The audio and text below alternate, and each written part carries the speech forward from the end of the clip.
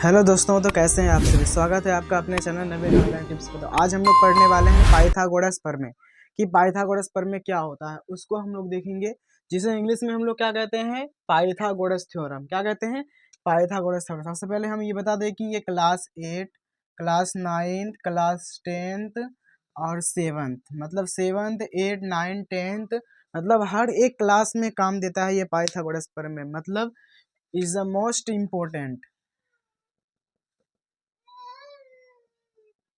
ये बहुत ही ज़्यादा क्या है, इम्पोर्टेंट है। पाइथागोरस प्रमेय बहुत ही ज़्यादा क्या है, इम्पोर्टेंट है। तो आज हम लोग पढ़ने वाले हैं पाइथागोरस प्रमेय, जिसका इंग्लिश में हम लोग क्या कहते हैं, पाइथागोरस थ्योरम। क्या होता है, और इसी से रिलेटेड हम लोग बहुत सारा मैथ बनाएंगे कि पाइथागोरस प्रमेय क्या होता है, क्या है, कहाँ इसका यूज़ होता है।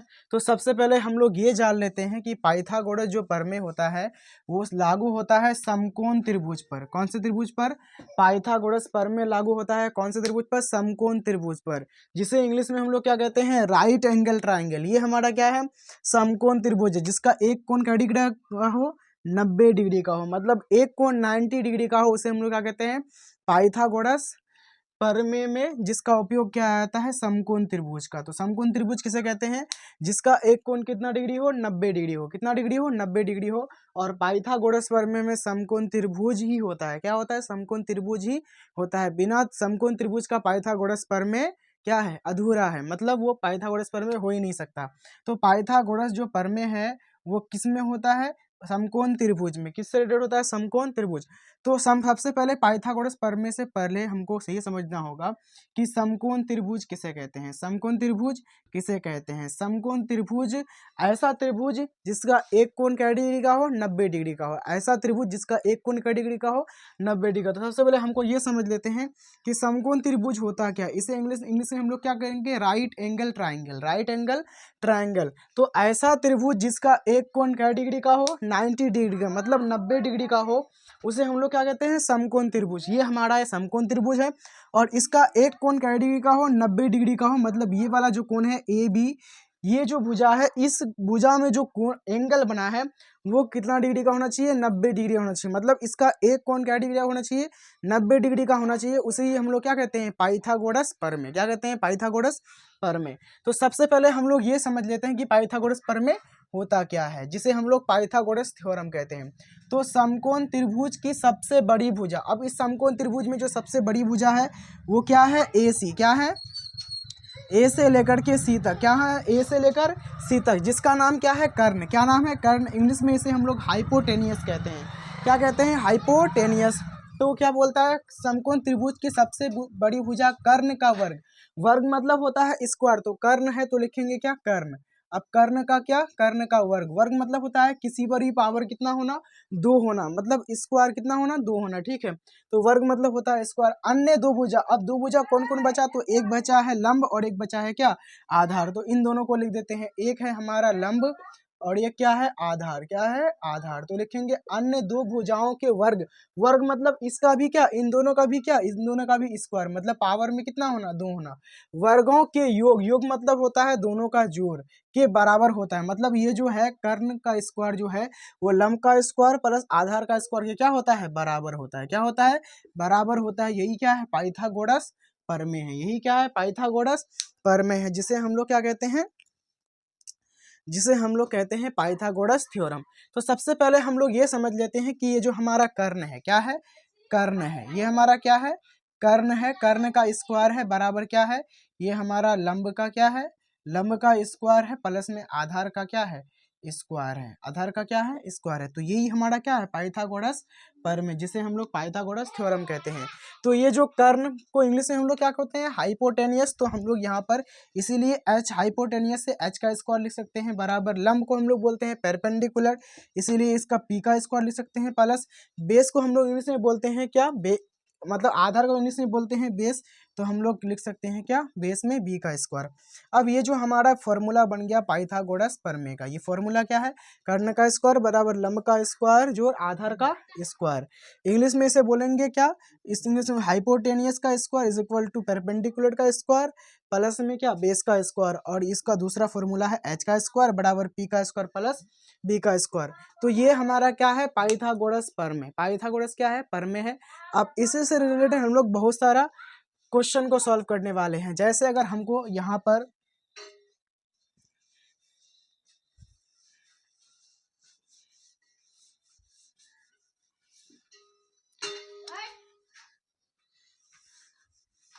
अगर हमको इस पाइथागोरस प्रमेय समकोण त्रिभुज में अगर बोलेगा कि समकोण त्रिभुज, एक क्वेश्चन दे देगा इस तरह से कि समकोण त्रिभुज में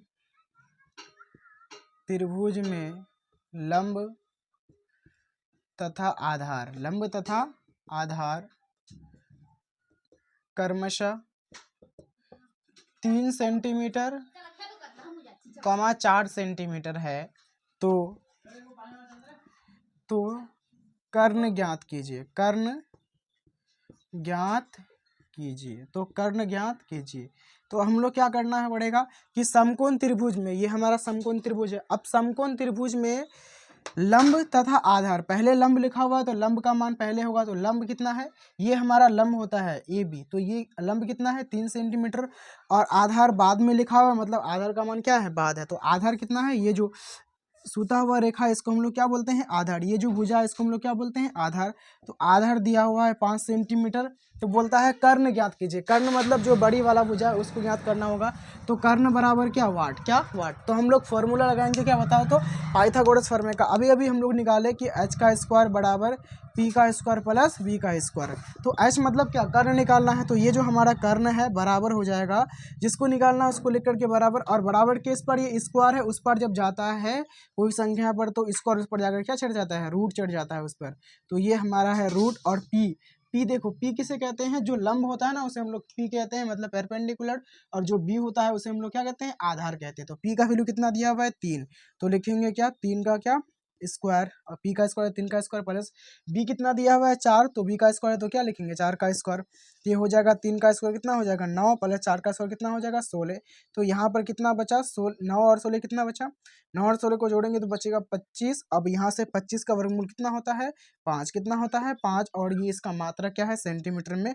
तो हमारा कर्ण कितना निकल गया 5 सेंटीमीटर, कितना निकल गया 5 सेंटीमीटर। लेकिन अगर वही बदल दे, अगर यहाँ पर कर्ण दे दे 5 सेंटीमीटर और लंब दे दे कितना, लंब दे दे 3 सेंटीमीटर, और आधार को बोले क्या, आधार निकालिए, क्या निकालिए, आधार निकालिए। तो हम लोग क्या करेंगे, यही वाला फॉर्मूला लगाएंगे। फॉर्मूला हमारा क्या है, कर्ण का स्क्वायर बराबर लंब का स्क्वायर जोड़ आधार का स्क्वायर।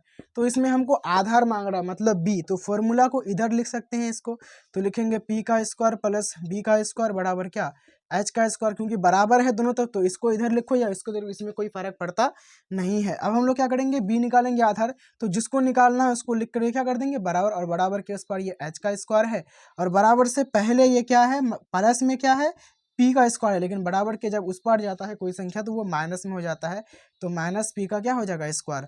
अब यहाँ पर ये b है तो b बराबर के इस पर, ये किस में स्क्वायर में, और उस पर जाता है तो क्या चढ़ेगा, रूट चढ़ जाता है, क्या चढ़ जाता है, रूट चढ़ जाता है।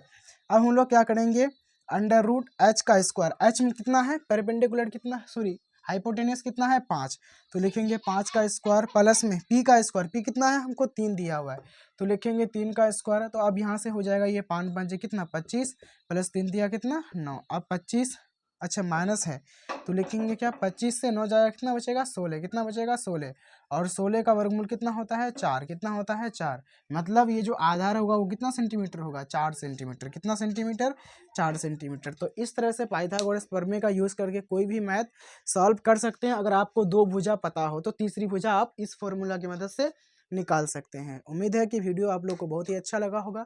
अगर वीडियो अच्छा लगा तो वीडियो को लाइक कीजिए, और ये वीडियो आपको कैसा लगा कमेंट में ज़रूर बताएं, और आप अगर हमारे चैनल पर नए हैं चैनल को सब्सक्राइब जरूर कर दें। मिलते हैं नेक्स्ट वीडियो में, तब तक के लिए धन्यवाद।